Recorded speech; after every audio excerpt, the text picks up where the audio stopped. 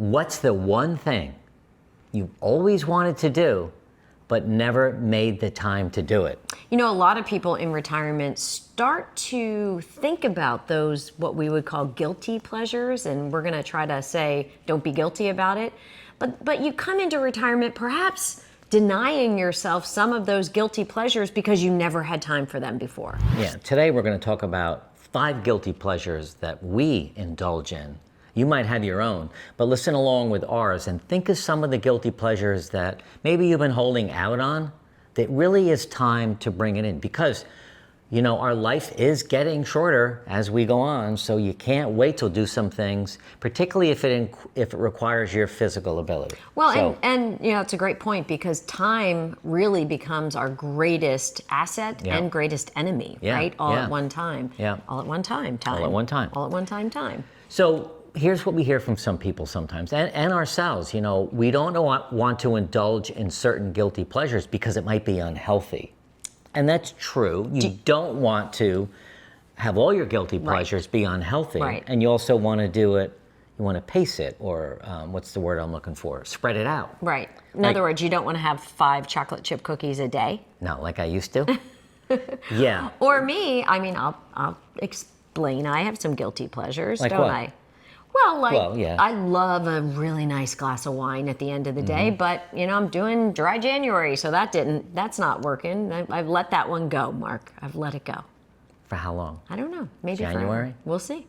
Yeah, you know, it's there's resistance to it, and we want to give you the comfort that, you know what, it's okay to indulge in, like my favorite meal, prime rib. Ooh. It's the one meal that my trainer said, well, 2. My trainer has told me, from a nutritional point of view, 2 things you should never eat: prime rib and sausage. That's true. That's true. And I don't have it every day for sure, but I do indulge in it sometimes. And this is a good insight on how we grew up a little differently. My favorite meal, pizza. Man, I love a good pizza. And my pop makes the best pizza dough. Yeah. So no pizza this month. And before we forget, there's a free download below, the 1-year retirement checklist. Download that. It's really a good checklist for you 1 year or closer to retirement. But I think back on our life and indulgences. I can't even pronounce it. You got it. And I think that we held back on a lot of things while we were working. Number one, we didn't have time. Right. But what's the one thing that you think we've done a really good job of indulging in? I think we indulge in some pretty fun experiential travel. Yeah. I think that's been a big indulgence for us, because both of us traveled a lot during our careers. Yeah. And when we weren't traveling for our careers, we kind of wanted to be home. Now it's kind of the other way, right? We're home and we're getting great experiential adventure travel. And the only way that happens is to really do it with meaning and purpose. But I think we also do small little indulgences as well, like having dessert. Well, we're on this clean 30, so right now we're near the tail end of no alcohol, no sugar, no starch. Right. So it's been hard, but it also has been really clean physically and mentally for me personally to step away from chocolate chip cookies. Right. I know it sounds ridiculous, but prior to January, I'd have 3-4 cookies a week. A week? Yeah, what, a day? A week. So having small and large indulgences, I can't even pronounce the word, is important. You know, this really resonated with me this summer when a good friend of mine who is, you know, a painter, but, you know, just always for fun and a hobby, and she would do it at the community center or the art center or in her own home, and she did some pottery and, you know, just trying different mediums. She's very creative, very thoughtful. She and her husband went to Ireland this summer for 2 weeks, and she brought all of her painting gear, and they went over and she took a 2-week intensive class on painting across the moors of Ireland. And the two of them loved it. He's not a painter. He explored other parts of Ireland. Wow. But it took them a long time and a lot of courage to dive into that, and they both loved it. I think what was nice about it was she was there for the painting. Mm-hmm. She was there. She painted every day. He was her Sherpa, is that the right word? He carried her gear. Every morning he carried her gear to the lakeside or to Right. the foot of the mountain. And then he'd hang out with the other spouses and they went out for lunch or whatever. But it really was a big investment of time and some money and to step away from everything. But I think that's okay. But they were never able to do that when they were working. No. So in her mind, it was kind of a guilty pleasure, but she so enjoyed it. So first guilty pleasure to think about for yourselves too is savoring your favorite meals. And that could be going out to your favorite restaurant. There's a French restaurant here in Naples. It's about 30 minutes from here. What's the name of it? La Petite Baguette. Oh, it's so good. And French food, like rack of lamb or I don't know what else you do. Coquille It's creamy, it's thick, there's a lot of butter in it. It's really unhealthy. We think it's unhealthy for us. But that's a guilty pleasure. That one restaurant is the guilty one that we go to. We go there once I would say we go 4 times a season. Maybe, yeah. Yeah. Yeah, mostly for birthdays or anniversaries. Or we'll cook together. If there's a favorite meal that you have, let's say you both really like steak. Well, amp it up a little bit. Do some recipe shopping and do steak poivre. Do something a little bit harder, but really make a big night out of it. Maybe have a bottle of wine, your favorite wine. But these are guilty pleasures that it's important to do now because time is running out and you can enjoy it. And you can also, think about it as ways to connect, right? You could do it for family or friends, right? Yeah. Make your favorite meal for Yeah. family or friends. You could do it together. Mark doesn't really love me in the kitchen. Quite frankly, I'm not very good in the kitchen, but I'm really good at setup and cleanup. You are. Yeah. Just not so good at the cooking I love part. to cook. Yeah. So for me, it's a passion. I love to cook. I keep taking cooking lessons. I look at videos online. So that's one guilty pleasure. The second one, we touched on this, is traveling for pleasure. We traveled, I don't know, hundreds or thousands of miles during our 30, 40-year careers for work. And it was get up at 4 a.m, get to the airport, get to the meeting, spend 2 days there, come back, and you're exhausted when you get home. This is now a little slower paced, and you're going to a place that you want to go. And it feels a little guilty because you're spending money on yourselves, not because you have to for work. Right. And that takes a little bit, I don't know if it takes getting used to. Yeah. But it's a change. And I've taken this, I think we've both taken this to a different level and found, again, a way to connect with our children through travel. Mark instituted every year he was doing a boys trip where he took our 3 boys, any place they wanted to go, typically around golf. It's always golfing, yeah. And the girls, that work so hard, 50, 60, 70 hours a week in corporate America, slugging it out, they want to do a beach vacation with me. So, that's a guilty pleasure for me to spend money not on something we're doing together in retirement, but something just for the girls or something just for the boys in that travel vein. Yeah. So that's been really fun.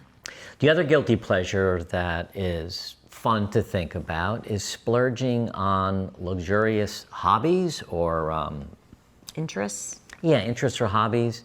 Buying yourself a really fancy camera, buying some new video equipment for us to do our YouTube. This is a hobby for us. It's even investing in a really good gym that gets you up and gets you moving, and it's a hobby and it's a community, and again, it has so many other benefits. But I know when I was working for 35 years, getting to the gym was kind of a check the box for me. Now, I might be spending a little more on it, but I get so much more out of it. And that's kind of a hobby. I want to stay with that for a second because I love that idea. I didn't know you were going to bring that up. I was talking to someone yesterday, and she said, you look pretty fit. Do you go to the gym? I said, yeah, I go to Get Cat Fit here on Marco. And she said, what does it cost? I said, I don't know, a couple $100 a month. She goes, that's so expensive. I now joined the Y because it's great. $35 a month. I said, that's great. And then I felt like I needed to justify in my mind why I spend $200 a month to go to my favorite gym with my favorite people. I mean, I'm there at 4:45 in the morning, 5 days a week, with anywhere from 8 to 12 people that I become friends with, and we push each other, and we laugh, and we tell stories, and we share what's going on in our families. It's so much more than just going to the gym. Right. And frankly, $200 divided by 20 days a week, a month, is $10? $10 a day. I mean, $10 a day. That's not a lot of money. Right. Sure, it's a guilty pleasure. I used to work out in the garage by myself on an app on the phone, and it sucked. I I wasn't really good at it because I wasn't consistently going. Now I can't wait in the morning to get up and go see my friends. Yeah, and you feel the same way. do. You go later than me, but you've built a community. I do go later. Well, it's okay. I'm not the 3:45 a.m. girl, but I go at 6:45. The other unapologetic, the other thing that we Guilty pleasure is unapologetic relaxation. I've always been really bad at this. During my career, there's no way I would take a Saturday and watch TV all day.